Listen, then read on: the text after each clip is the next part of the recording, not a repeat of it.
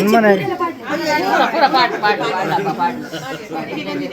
Actually ಇದೆ ಮಲ್ಲಿಗೆ ನಾನು ಬಿಗ್ ಬಾಸ್ ಮನೆಯಿಂದ ಬಂದು ಫಸ್ಟ್ ಟೈಮ್ ಆಗ್ತಾ ಇದ್ದೀನಿ. ನಮ್ಮ ಡೈರೆಕ್ಟರ್ ಇದ್ದಾರಲ್ವಾ ಬಿಗ್ ಬಾಸ್ ಅವರು, ನಾನು ಇಂಟರ್ವ್ಯೂ ಕೂಡ ಕೊಡುವಾಗ ಇಂಟರ್ವ್ಯೂ ಅಂದ್ರೆ ಡೈರೆಕ್ಟ್ ನನ್ನ ಎಂಟ್ರಿ, ನನ್ನ ಎಂತ ಇಂಟರ್ವ್ಯೂ ಅಂತ ಎಂತ ಇರಲಿಲ್ಲ, ಡೈರೆಕ್ಟ್ ಒಂದೇ ಮೀಟ್. ಓಕೆ, ಸೊ ಆ ಮೀಟ್ ಹೇಗ ಇತ್ತು ಅಂದ್ರೆ, ನಾನು ಹೇಗ ಬಟ್ಟೆ ಹಾಕಿದ್ದೀನಿ ಅಂದ್ರೆ ಒಂದು ನಾರ್ಮಲ್ ಸರ್, ಒಂದು ಕುರ್ತಾ ಇತ್ತು, ಒಂದು ಲಾಂಗ್ ಪರ್ಪಲ್ ಕುರ್ತಾ, ಅಂಡ್ ಮುಖದಲ್ಲಿ ಕೂಡ ಎಂತ ಇರ್ಲಿಲ್ಲ. ಓಕೆ, ಅಂಡ್ ಹೀಗೇನೆ ಆ ಟೈಮಲ್ಲಿ ನಾನು ಬ್ಯಾಂಗ್ಳೂರ್ ಹೋಗಿದ್ದೀನಿ, ನನ್ನ ತಲೆ ಕೂಡ ಬಾಚನೆ ಕೂಡ ಮಾಡ್ಲಿಲ್ಲ, ಹಿಂಗೇನೆ ಒಟ್ರಾಸಿ.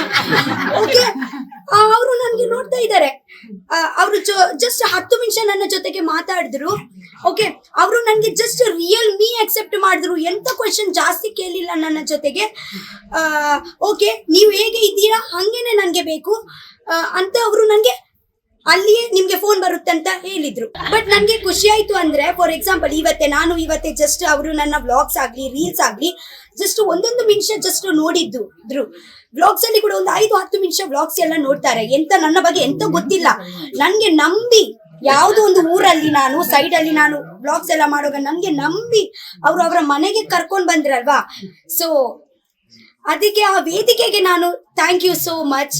ಮಗುವಿನ ಪ್ರತಿಭೆ ಮತ್ತೆ ಈ ಪಟ ಮಾತಾಡ್ತಾರಲ್ಲ, ಅಂತರಂಗ ಬಹಳ ಶುದ್ಧ. ಯೋಚನೆ ಮಾಡೋನು ಅದೇನು ಅದು ಒಳ್ಳೇದು ಸಾಧಕ ಯೋಚನೆ ಮಾಡಿ ಮಾತಾಡ್ತಾರೆ. ಈ ಮಗು ಆಗಲ್ಲ, ಏನು ಅದು ಅದು ದಿಲ್ ಕಾ ಬಾತ್ ಅಂತಾರೆ, ಮುಂಬೈಯಲ್ಲಿ ದಿಲ್ ಕಾ ಬಾತ್ ಅಂತಾರೆ, ಅಂದ್ರೆ words from the depth of the heart ಅಂತ ಹೇಳ್ತಾರೆ. ಸೊ ಆ ಹೃದಯದಿಂದ ಮಾತಾಡುವಂತ ಮಗುವಿನ, ಹಾಗಾಗಿ ಈ ಮಟ್ಟಕ್ಕೆ ಇರ್ಲಿಕ್ಕೆ ಸಾಧ್ಯ ಆಯ್ತು. ವಿಶೇಷವಾಗಿ ನಮ್ಗೆ ಹೆಮ್ಮೆ ಅಂದ್ರೆ ನಮ್ಮ ಕ್ಷೇತ್ರದ ಕಾಪು ಕ್ಷೇತ್ರಕ್ಕೆ ಸಂಬಂಧಪಟ್ಟ ಪಡುಬಿದ್ರಿಯ ಒಂದು ಮನೆ ಮಗಳು.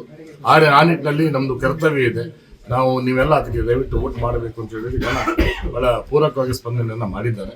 ಇವತ್ತು ರನ್ನರ್ ಆಗಿದ್ದಾಳೆ, ಮುಂದಿನ ದಿನಗಳಲ್ಲಿ ವಿನ್ನರ್ ಆಗಿ ಎಲ್ಲ ಕ್ಷೇತ್ರಗಳಲ್ಲಿ ವಿನ್ನರ್ ಆಗಿ ಬರಲಿ ಅನ್ನೋಂಥ ಹಾರೈಕೆ ಮಾಡ್ಕೊಂಡು ನಾನು ಹಾಡ್ತೇನೆ. ನಾನು ಈಗ ಎಲ್ಲ ಕಡೆ ಹೋದಲ್ಲಾಗಲಿ, ಈಗ ನಾನು ಕೂಡ I came from very ordinary family, ನಾನು ಕೂಡ ಒಬ್ಬ ಜನಸಾಮಾನ್ಯ ಕುಟುಂಬದಿಂದ, ಹಾಗಾಗಿ ಇಂಥವ್ರು ನೋಡುವಾಗ ನನಗೂ ಹೆಮ್ಮೆ ಆಗ್ತದೆ. ಹಾಗಾಗಿ ನಮ್ಮ ಮುಂದಿನ ದಿನಗಳಲ್ಲಿ ಈ ಮಗು ಈ ನಾಡಿನ ಸಾಂಸ್ಕೃತಿಕ ರಾಯಭಾರಿ ಆಗಬೇಕು. ಅಂದ್ರೆ ಪ್ರತಿ ಮಕ್ಕಳು ಕೂಡ ಇವತ್ತು ದೇವರು ಈ ಬದುಕಲ್ಲಿ ಆ ಭರವಸೆಯನ್ನು ಕಳ್ಕೊಂಡಿರ್ತಾರೆ, ಭರವಸೆಯಲ್ಲಿ ಆಶಾಭಾವನೆ ಕಳ್ಕೊಂಡಿರ್ತಾರೆ. ಹಾಗಾಗಿ ಈ ಮಗುವಿನ ಬದುಕು ಒಂದು ಎಲ್ರಿಗೂ ಉದಾಹರಣೆ ಆಗಲಿ ಅಂತೇಳಿ ನಾನು ಹಾರೈಸ್ತೇನೆ. ಆ ನಿಟ್ಟಿನಲ್ಲಿ ಒಂದು ಸಣ್ಣ ಸನ್ಮಾನ ನಮ್ಮ ಮನೆಗೆ ಕರೆದು, ಯಾಕಂತ ಹೇಳಿದ್ರೆ ನನ್ನ ಒಬ್ಬ ಕ್ಷೇತ್ರದಾಗಿ ನನ್ನ ಜವಾಬ್ದಾರಿ ಇದೆ. ಆಮೇಲೆ ನನಗೆ ತುಂಬಾ ಹೆಮ್ಮೆ ಅಂತ ಹೇಳಿದ್ರೆ ಈ ತರದ ಮಕ್ಕಳು ಮುಂದೆ ಬರಬೇಡಿ. So nothing is impossible on this earth, ಯಾವುದು ಅಸಾಧ್ಯ ಅಂತಲ್ಲ, ನಥಿಂಗ್ ಇಸ್ ಇಂಪಾಸಿಬಲ್. ಅದಕ್ಕೆ ಇಂಥವ್ರ ಬದುಕು ಒಂದು ಸಾಕ್ಷಿ ಆಗ್ಬೇಕು. ಬಿಗ್ ಬಾಸ್ ನೋಡುದೇ ರಕ್ಷಿತರಿಂದ ಆ ಬಲಿ ಗಾಯ್ಸ್ ಬಲಿ ಹೇಳಿದ್ರೆ ಅದು ಯಾರ ವಾಯ್ಸು ಅಲ್ಲ, ಅದು ನಮ್ಮ ರಕ್ಷಿತ. ಯಾಕಂದ್ರೆ ಅವಳು ಇಲ್ಲಿವರೆಗೆ ಬಂದ ಪಯಣ ಉಂಟಲ್ಲ, ಅಷ್ಟೊಂದು ಸುಲಭ ಆಗಿರ್ಲಿಲ್ಲ. ಯಾಕಂದ್ರೆ ಯಾರು ಕೂಡ ಹಾಗೆ ಈಸಿಯಲ್ಲಿ ಒಂದು ಬಾನೆತ್ತರಕ್ಕೆ ಏರ್ಲಿಕ್ಕೆ ಸಾಧ್ಯ ಇಲ್ಲ. ಅದು ಕಷ್ಟಪಟ್ಟು ಅಲ್ಲಿ ಹೊಗಳಿಕೆ ತೆಗಳಿಕೆ ಎಲ್ಲವನ್ನು ಸಹಿಸಿ ಆ ಮಗು ಮೂರ್ತಿ ಚಿಕ್ಕದಾದರೂ ಆ ಕೀರ್ತಿಯನ್ನು ಇಡೀ ಜಗದಗಲಕ್ಕೆ ಪಸರಿಸಿದ ಹೆಸರು ಅಂತ ಹೇಳಿದ್ರೆ ನಮ್ಮ ರಕ್ಷಿತ ಅಂದು. ಯಾಕಂದ್ರೆ ಊರಲ್ಲಿ ಸ್ಟಾರ್ಟಿಂಗ್ ಮಾಡುವ ಕೂಡ ಅವಳು ಎಲ್ಲರಿಂದ ತೆಗಳಿಕೆಯನ್ನು ಬೈಗುಳವನ್ನ ತಿಂದಿದ್ದಾಳೆ. ಆದ್ರೆ ಯಾವುದೇ ಒಂದು ಒಳ್ಳೆ ಕೆಲಸಕ್ಕೆ ಆ ದೇವರು ಕೂಡ ಸಾಥ್ ಕೊಡ್ತಾನೆ.